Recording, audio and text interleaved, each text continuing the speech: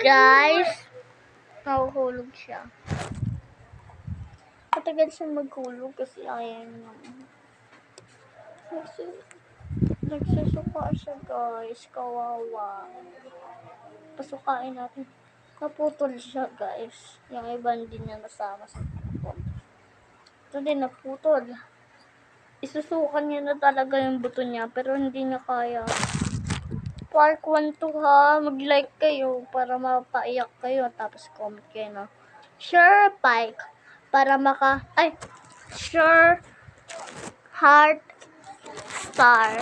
Tapos mag-comment din kayo ng nakakaiyak. May lalabas diyan nakakaiyak na ganito din itsura. Naku Romy.